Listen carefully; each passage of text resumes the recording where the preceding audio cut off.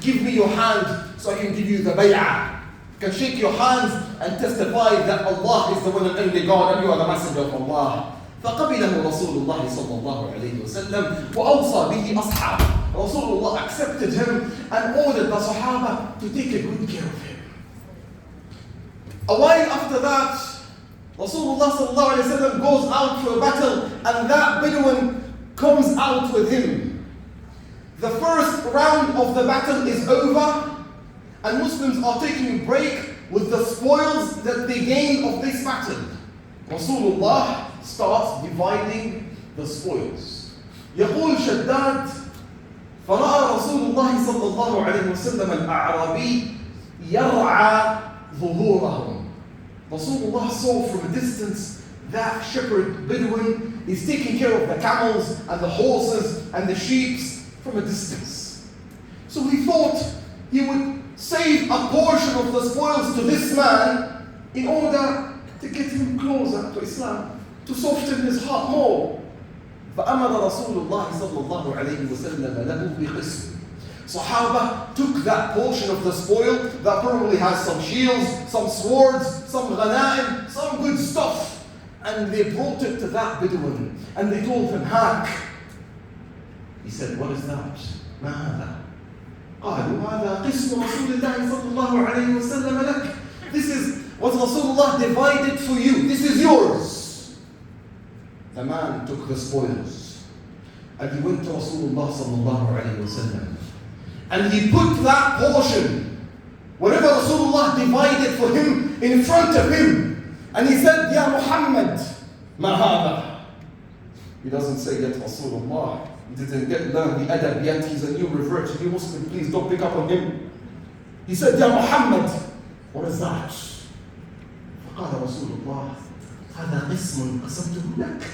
Just like I divide the spoils between all of us, that's your portion. And Rasulullah thought that giving him that part would even bring him closer to Islam and steadfast as his heart. The man said that line that Rasulullah sallallahu alayhi wa sallam admired. And he said, مَا عَلَى هَذَا بَايَعْتُكَ يَا مُحَمَّدْ. I didn't come to Islam for this. وَلَكِنِّي بَايَعْتُكَ على أن أضربها هنا فأموت فأدخل الجنة.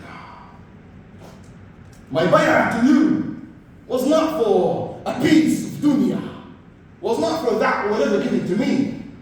I've given you the bay'ah.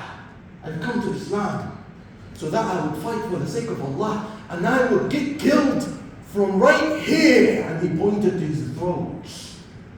And I die and I make it to the eternal paradise that you promised me with.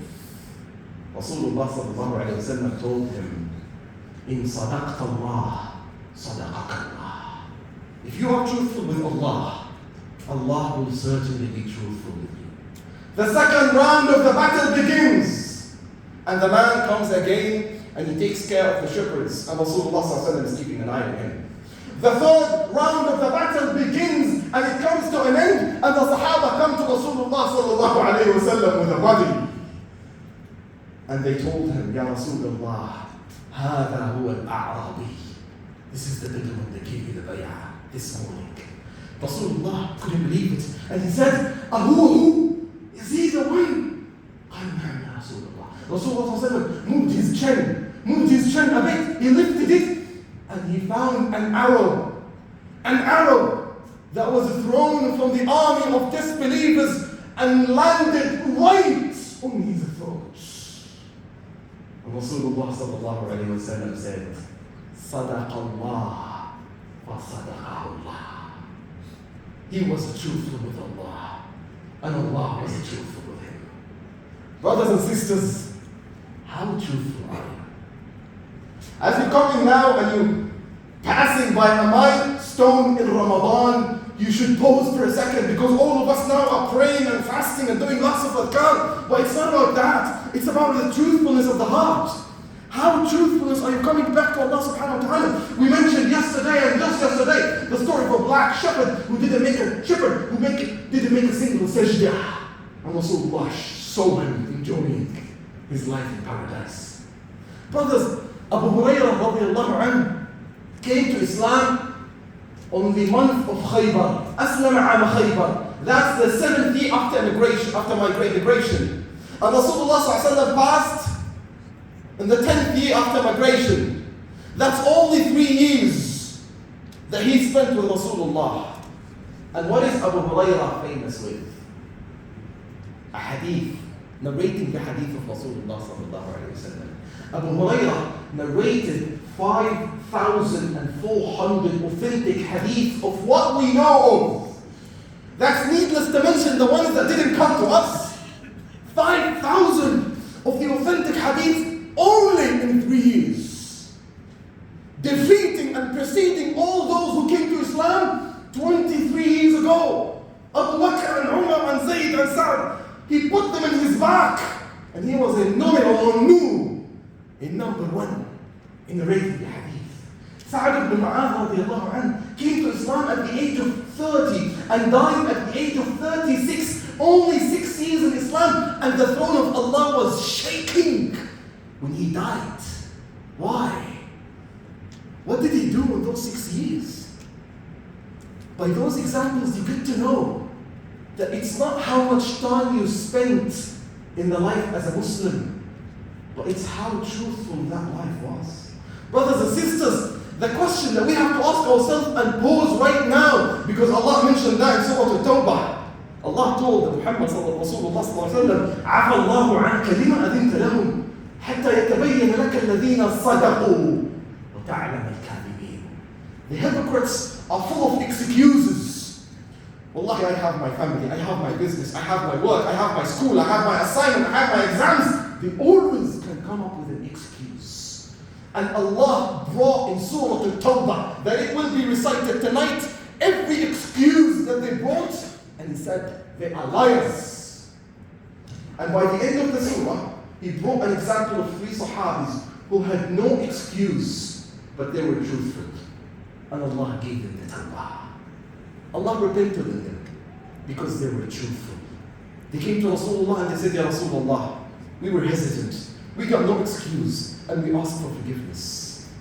And for 40 days, they were waiting until Allah revealed a whole verse that will be recited 1400 years after their death, about their truthfulness. And those coward liars and hypocrites who made every single excuse. لو استطعنا لخرجنا معكم. Wallahi, if we can, we will come. Ya Rasulullah, شغلتنا أموالنا وأهلنا. We were busy with the money and the dunya and this and that. You are liars. You're not busy. But Allah was not in your priority. Allah was always the last and the least of what you think of. Surah At-Tawbah comes to teach us that it is not and it doesn't matter when you come back to Allah. But the real question is, how truthful are you when you come back to Allah? This is the question that we should be asking ourselves today. And I repeat, it doesn't matter when do you come back to Allah, but it matters to Allah how truthful you are with Him when you come back to Him. Man sadaqa Allah, sadaqahu Allah. وَمَنْ خَادَعَ اللَّهِ خَدَعَهُ اللَّهِ. Whoever was truthful with Allah, Allah will certainly be truthful with him. And whoever tries to fool Allah, Allah will certainly fool him. بارك الله لي ولكم. صلى الله وسلم على نبينا محمد وعلى آله وصحبه.